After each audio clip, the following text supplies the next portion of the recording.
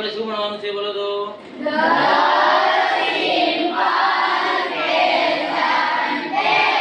The simple present tense કોને કહેવાય? એટલે કે ગુજરાતીમાં આપણે સાદા વર્તમાન કાળનો ઉપયોગ ક્યાં કરીએ?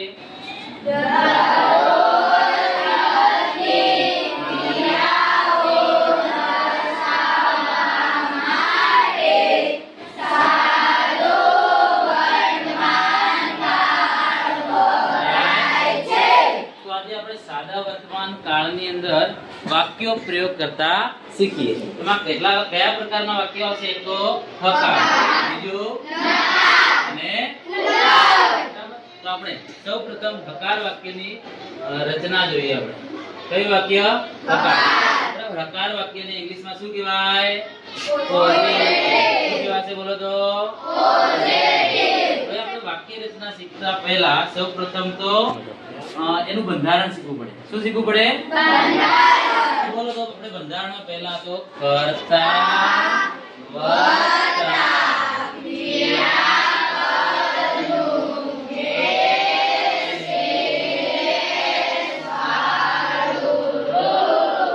વાળું રૂપ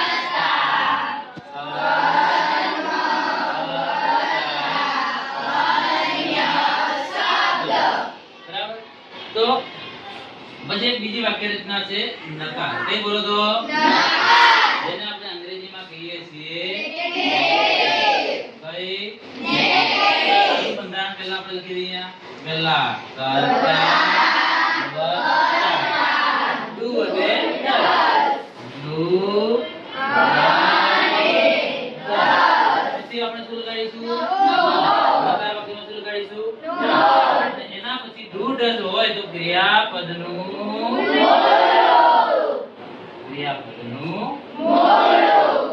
વત્તા કર્મ વત્તા અન્ય શબ્દ. એવી રીતે આપણે ઉલટ વાક્યનું પણ એક લઈ લઈએ બંધારણ. તો ઉલટ વાક્ય એને ઇંગ્લિશમાં આપણે ઇન્ટ્રોગેટિવ કહીએ. શું કહે બોલો તો? ઇન્ટ્રોગેટિવ.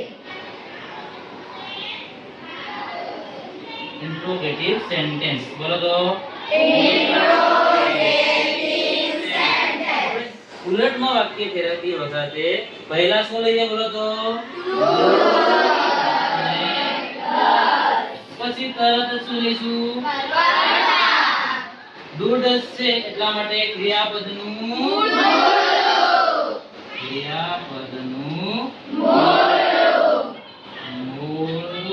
વત્તા કર્મ વત્તા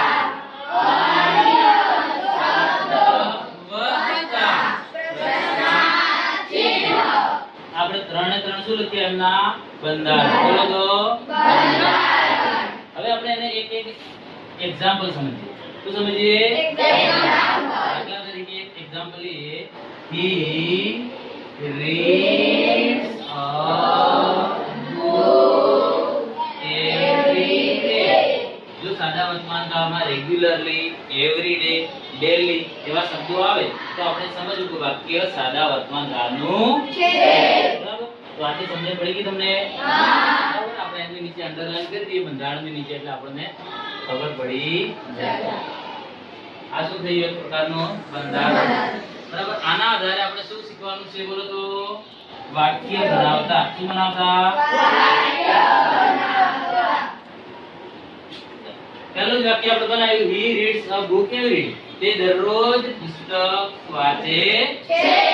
હવે આ જ વાક્યને જો આપણે નકારમાં ફેરવવું હોય અહીંયા શેમાં ફેરવવાનું છે આ વાક્યને? નકાર. તો he છે તો he ની સાથે do વપરાશે કે does વપરાય? does. કોની સાથે does વપરાશે? he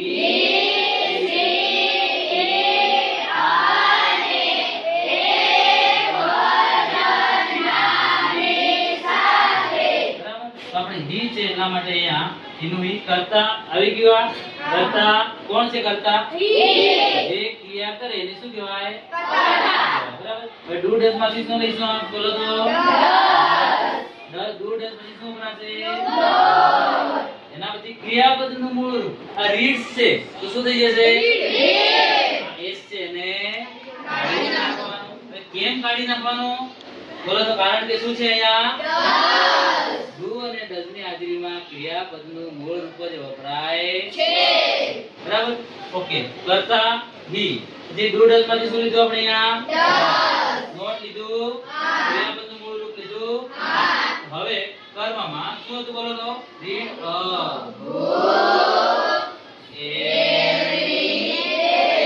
એનો મતલબ શું થાય કે તે દરરોજ પુસ્તક વાંચતો નથી હવે આ જ વાક્યને આપણે ઉલટમાં ફેરવવું છે ઇન્ટ્રોગેટિવ શેમાં ઇન્ટ્રોગેટિવ એનામાં શું આવશે પહેલા બોલો તો ડુ અથવા ડઝ આપણા વાક્યમાં શું છે ડઝ છે ડુ છે ડઝ તો અહીંયા શું મૂકવાનું બોલો તો ડઝ કરતા કોણ છે ડઝ હી પછી જો ડઝ આવી ગયું કરતા આવી ગયું હવે ક્રિયાપદનું મૂળ રૂપ એટલે કયું પછી અ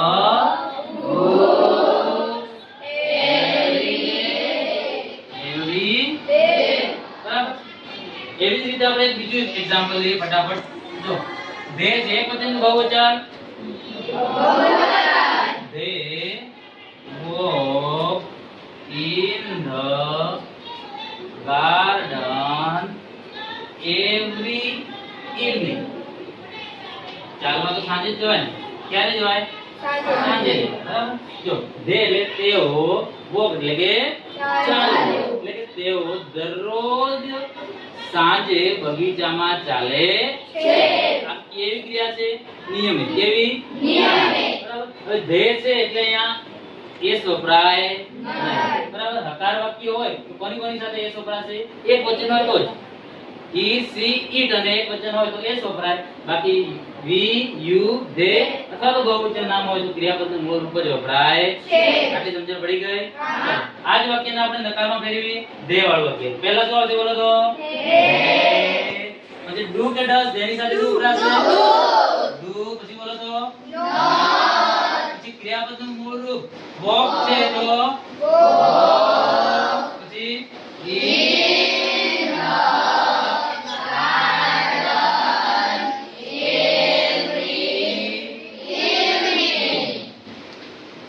આ જ વાક્યને આપણે એવી રીતે બનાવી એવી રીતે ઉલટમાં ફેરવીએ કેવી રીતે ફેરવીશું પહેલા શું આવશે બોલો તો ડુ કરતા પછી ક્રિયાપદનું મૂળ રૂપ એટલે કેવું આવશે બોલો તો પછી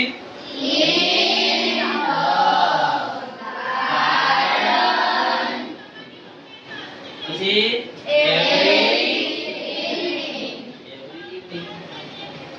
સમજણ પડી કમ્પ્લીટ બરાબર આવી રીતે આપણે વાક્ય પ્રયોગ કરતા શીખવાનું હોય આવડે બધાને અઘરું છે કે સહેલું બિલકુલ આવડી જાય